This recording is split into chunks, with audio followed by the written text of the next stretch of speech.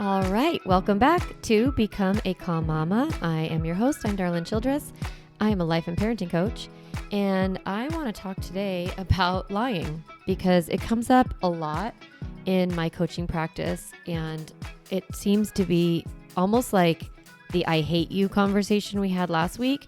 It seems to be another one of those things that is really difficult for parents to deal with because it kind of has the same effect on you that I hate you does, where it feels very personal and very disrespectful and, just like wrong, right? So it kind of feels like a moral issue, a thing that our children should not do. And just like we talked about, I hate you is a strategy that your child uses to communicate their negative emotion. Okay. Lying is similar. So of course, when you find out that your child is lying or they are just adamantly refusing to tell you the truth, even though you have a lot of evidence that they've done something wrong, it can feel like you're being betrayed or, that there's some sort of like moral thing going on. But the truth is that lying is just a normal child behavior issue. It's not like a character flaw. It's not an issue of morality. It's a coping strategy, just like hitting, just like, running away from you when they're getting in trouble or, saying I hate you or any of those strategies that your kids use. They're doing that to cope and communicate. Now, one thing about lying is essentially your kids they're immature and they use lying as a way to solve a problem. Okay, so they feel like there's a problem and they don't know how to get out of it. They don't know how to solve the problem. They can't really think of anything. And so they are going to lie about it. It's like easy. It's an easy solution to them. So when your child doesn't want to deal with the problem, they will lie, and then that's their avoidance. So it's not about whether they respect you or not. It's not anything about that. I really think this conversation around disrespect and respect with kids gets super muddy for us and gets cloudy because we're not looking at their behavior from the lens of what's going on inside of your child, what's going on inside of your child or what's going on inside of them that is driving the behavior. You're looking at the behavior and its impact on you. And that doesn't really help your child change their behavior or learn about themselves or learn new strategies. So it is your job as the parent to teach your child how to solve problems that come up in their lives in better ways, right? And that means that we can't get kind of trapped in the did you lie, you didn't, did you lie? Like we can't get trapped in that sort of discussion. We just have to talk about the problem and how they're using lying as a strategy and then give them a better strategy. Now, lying is an interesting thing because the underlying motivations are a little bit more complicated than just an emotion because it's not just I'm scared, so I'm going to lie. Actually, as I say that, in most cases, the underlying emotion that drives lying is fear of some kind. But what that fear is something that we can explore and talk about a little bit. So the first reason that kids lie, I'm going to break down the reasons that they lie a little bit so you can understand. And like the idea with understanding why is so you have more compassion so that when you problem solve, you're problem solving the underlying reason for the lying instead of just talking about the lying itself. So that's what I'm hoping by talking about, the reasons that your kids lie. So the first, we all know this one, right? They don't want to get in trouble. So if you have an older kid, like a teenager, they're like, my phone died and that's why I didn't answer the phone, or that's why I didn't call you back, or that's why my location services were off or whatever. And most likely they are late coming back, or they were somewhere they weren't supposed to be or whatever. And they want to avoid getting in trouble. So they say, my phone died. Or they lie and said they did the thing that they didn't do. They're like, I fed the dog. I did my homework. I did the chore. I cleaned up or whatever. I walked the dog. And they are doing that because they don't want to confess that they didn't do it. Because then they might have to do it, which is what they're trying to avoid. Or they might have to get a big lecture from you and see the disappointment in your face. And they're actually lying to protect themselves from a negative view, your negative view of them, or your negative judgment of them, or your disappointment in them. So they're avoiding trouble and they're avoiding doing something that they don't want to do, right? But they also are lying to protect their identity, to protect you. In their mind, they're thinking, if my mom knows this about me, if she knows that I did this behavior, she won't like me very much. She'll be really mad at me. She'll be really disappointed in me. She'll think I'm a loser. She'll think I'm a bad person. She'll think something negative of me. And I don't want my mom to think that about me, so I'm going to lie. And it's to protect their identity and to protect your thoughts about them. Is it good? No, it's immature, right? But that's what they're doing. And so we need to say, hey, no matter what you say, my thoughts about you aren't going to change. But what happens is when they're lying, we have a lot of negative thoughts about them. And we're really angry. And so we're not neutral about their behavior. We're not curious about the behavior. Especially when they're older.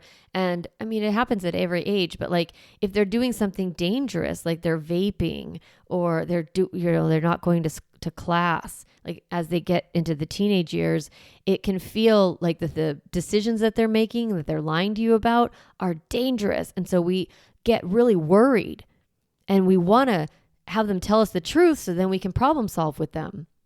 But telling the truth isn't really part of the solution, to be honest. It's not necessary. If you know what's happening, if you know what the behavior is that they're doing, just move forward. You don't need to catch them. And I'm getting ahead of myself. I'm sorry. Okay, so they lie to avoid trouble. They lie to protect themselves or protect you from negative thoughts about them. So that would look like, I didn't do it. I forgot. It wasn't me. I don't know what happened. Yes, I ate my lunch.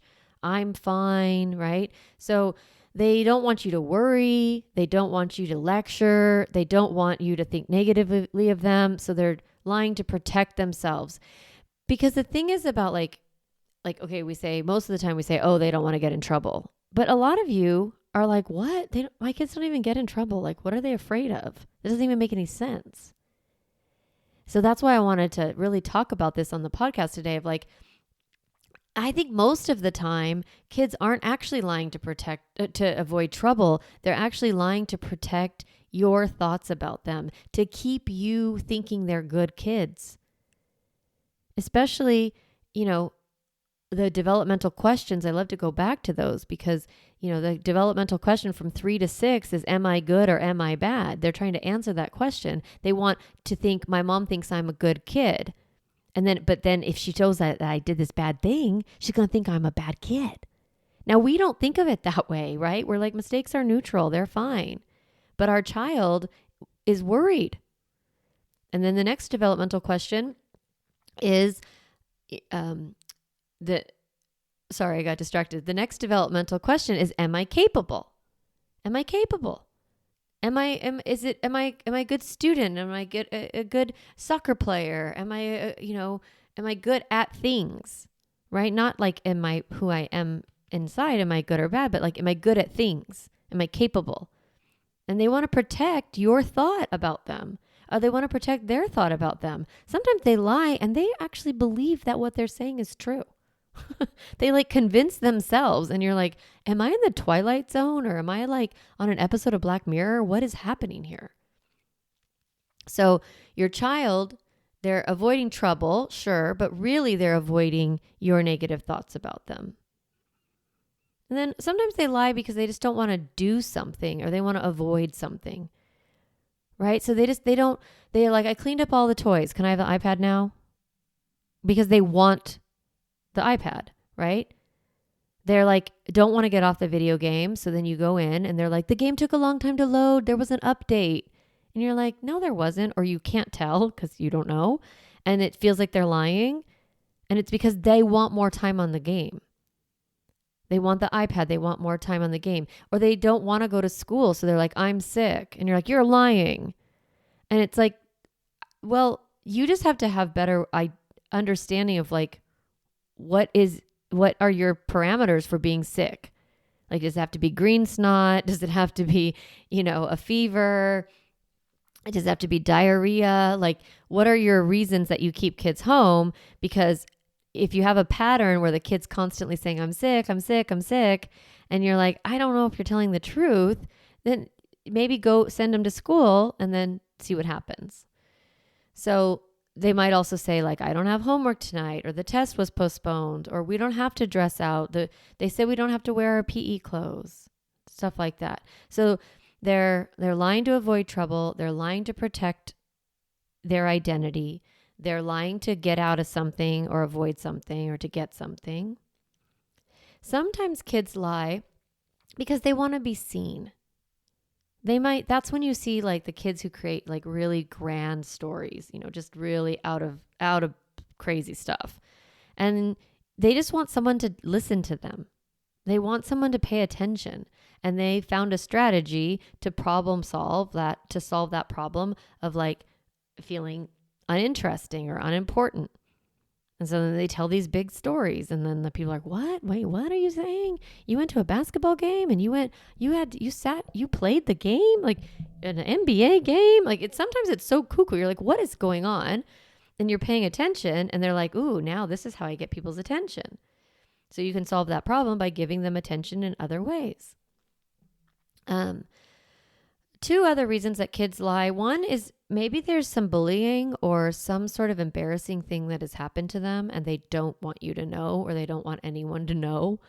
Especially our kids, they kind of know that we talk to the other moms. And so sometimes they don't want you to tell the other moms, but they can't figure out a way to tell you that, or they don't trust that you won't, or like that you won't tell grandma or their aunt or the neighbor or something like that. So if your kids feel like you talk about them a lot, they might lie to you because they're not sure if you're trustworthy with their stories. So they might lie to avoid embarrassment or to keep something that is embarrassing to them hidden. And so maybe, there's some kids who were took their notebook and threw it on the floor, or, cut their, scraped their backpack or whatever and like made a mark on it. And you're like, what happened here? And then they lie and they tell you a different story, or they're like, I don't know what happened. And maybe there's some other thing happening at school or in their life that they don't want to talk about.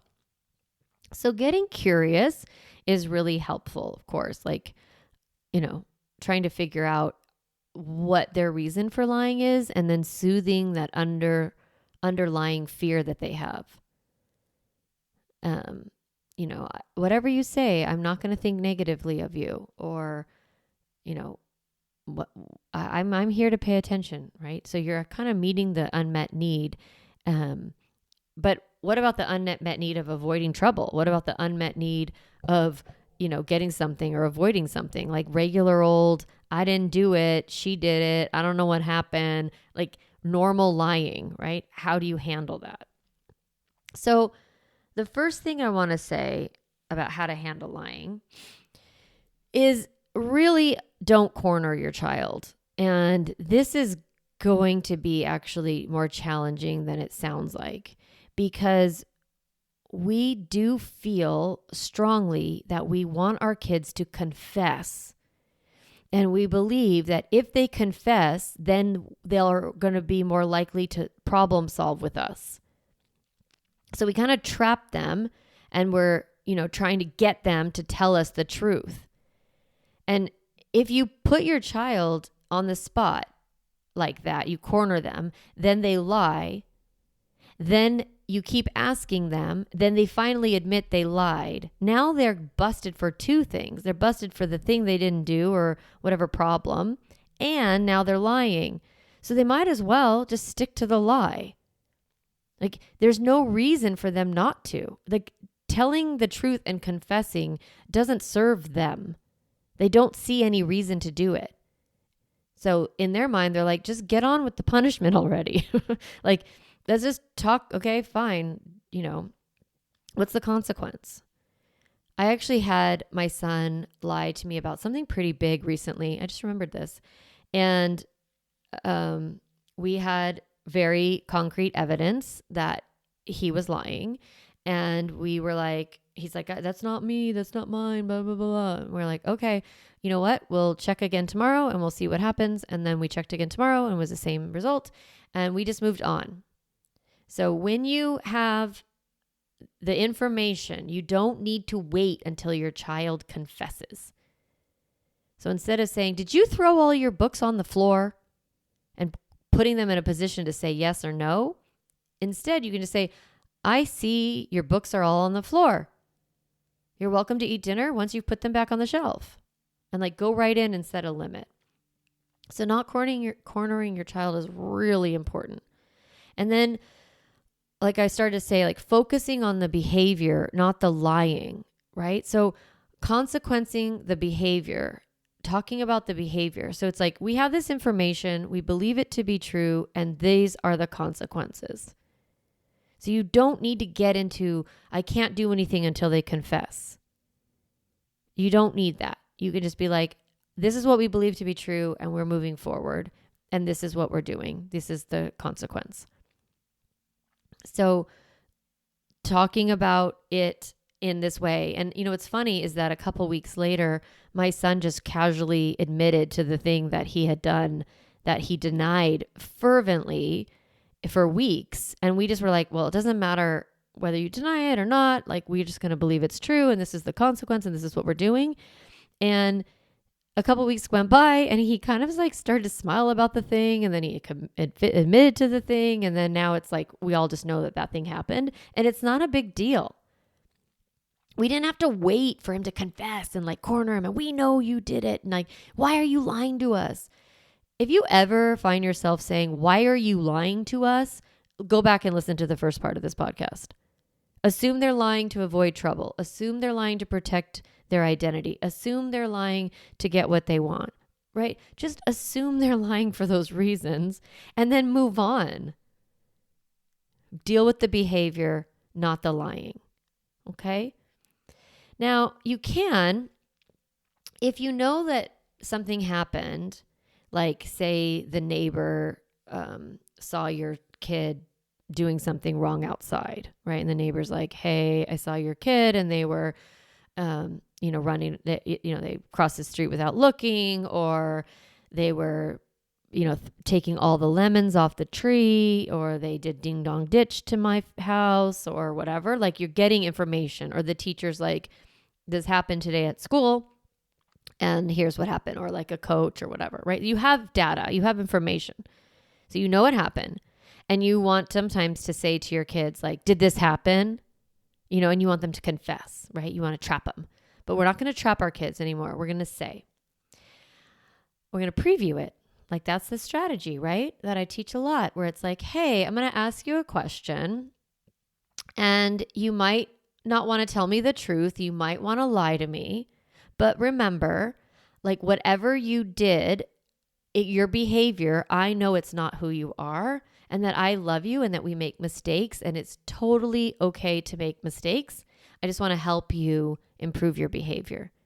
So before I ask you this question, I really want you to think about, are you going to be honest? And you can even say, do you think you're going to be honest? And let them decide. Yes, I'm going to be honest, even if they don't know the question. Or they might be like, I don't know. Ask me. I don't know. What's happening, right? They might feel really anxious. And you're like, okay, no problem. I'm just letting you know I love you, that nothing you do ever changes my opinion of you. And I'm just here to help you learn how to, be in the world. Okay. So you preview it and then you ask them the question. And then if they tell the truth, great. If they don't tell the truth, no problem. You're just then saying, well, this is the information we have. We believe it to be true. And this is what's happening next. So again, we're not cornering. We're giving our children a lot of grace, and we're assuming that they're struggling and that the lying is part of their coping. So what do you do about like low level lies? Like, did you eat these cookies? And they're like, no, my brother did it or whatever. And then you go to serve dessert like a couple days later or get ice cream or something. And you're like, no, I'm not going to get you ice cream today because I know you ate cookies earlier this week. And they're like, I didn't do it. And you go, well, that's okay. I believe it was true. So that's why I'm not serving cookies. Like always being in your leadership energy there. Sometimes with like kids under 6, just a lot of times you are lying to me. I know you are. Like kids under 6 lie a lot. They have this, like, they found this good strategy to avoid discomfort, and they just go for it. And they really grow out of it because then they start to know that you can handle their behavior and that they're a good kid and there's no problem here. So a lot of times we see lying from ages 3 to 6, 3 to 7, quite a bit because they want you to believe they're good and they don't want to tell you that they were quote unquote bad. So you can just kind of like move on, just give a correction, connect with them, set a limit, follow through on it. No problem. Really, this whole episode is like, don't corner your kid. Don't try to get a confession. Don't put on a lie detector test in your parenting. None of it is important. Then the other strategy when your kids are like doing those really outlandish, crazy stories, I'd love for you to give them a language to describe what it is. Like, in some vernacular, people call those tall tales, right? Or, you could say, is this a story or is this a true story? Are you telling me a story or are you telling me a truth? And you're going to kind of create language around what's a story and what's not. Because stories are fun and imagination is fine. And it's great to have escapes and imagine crazy, cool things happening. But we do want to help our kids understand the difference. So is this a story or is this the truth? Is this something you wish happened or is this something that actually happened? That's another way to ask it. And so if you say, well, this sounds like a story and I want you to tell me the truth. So what really happened? So you can try again. So we're giving our kids a lot of new language around, what's the story and what's the truth, and giving them an opportunity to tell the truth. All right. So my hope for you in this episode is that you don't get caught up on lying. Like, just don't make it a thing. Move on. That if you know that the behavior happened, like you have the evidence, like the cookies are on the counter or the thing is broken, just be like, yeah, okay, well, it doesn't really matter what the stories are here. What is true is that the cookies are here and you were the only one in the kitchen, so I'm going to believe that you broke it or whatever. Like, just move forward as if they had told you the truth, and then follow through the rest of the process with your consequences and things like that. So when your child is lying, the last little thing, so don't corner them, but I want you to realize that they need reassurance, actually. It's such a moment where you want to shame them and like convince them that they shouldn't do that. And they're lying and you shouldn't do that. You need to tell the truth and that's not respectful. And you want to give them a little lecture. That actually makes it worse. It makes their insecurity increase instead of decrease. What we want to be saying to our kids is, you know what, sweetie? Situations like this happen all the time. You're still learning. You're still growing. I'm not worried about you. And it's okay to make mistakes. And I'm just going to move forward. And you're going to fix this mistake, no problem. And we're going to move on. I love you. And it's not an issue. It's not a problem. So we get caught up in the lie and then we get really mad at our kid and we actually make it more difficult for them to feel safe with us. And that's the last thing I want for your kids. Okay. If you have any questions about this, please reach out to me. You can DM me on Instagram at Darlene Childress, or you can book a consultation with me at calmmamacoaching.com. And if you have a teenager, I want to invite you to the Emotionally Healthy Teen class. It's a 6-week parenting class where we talk specifically about teenagers, what they are struggling with, what they need from you, and then how to set limits and boundaries with teenagers so that you don't stress out as much, and then also how to have better conversations with them. So it's a really great class. I love it. And I only teach it twice a year. So the next one starts April 15th. The cost is $397. We're meeting on Mondays at 12 noon, 3 p.m. Eastern. I tried to find the best time I could for people. And it starts April 15th. You can sign up at calmmamacoaching.com under programs. And if you're curious about that class, again, book a consultation with me and we can talk about it. See if it's the right fit for you and your teenager. So of course, I'm always encouraging you to book that free discovery session with me. Let's chat. Let's talk about things. And then you can learn more about my programs and how to work with me because I'd love to get to know you. Okay. Happy trails this week as you navigate lying without getting mad about it. I believe in you. I know you can do it. All right, mamas, I will see you or actually talk to you next week. Hey mama, if you enjoyed this podcast episode, I want to encourage you to do 2 things. The first is go to my website, calmmamacoaching.com, and get a copy of the Stop Yelling cheat sheet. You'll get a step-by-step breakdown of the most important tool I teach, which is the pause break. And you'll also get 40 ideas to reset your body and balance your nervous system so you don't have to yell at your kids. You can get a copy of that, again, at my website, calmmamacoaching.com/stop yelling. The other thing I'd love for you to do is go to Apple Podcasts and rate and review this podcast so that other moms can discover empowering and helpful, practical parenting strategies, just like you did today. Thanks so much for listening to the podcast. It means a lot to be in your ear every week and to support you on your parenting journey.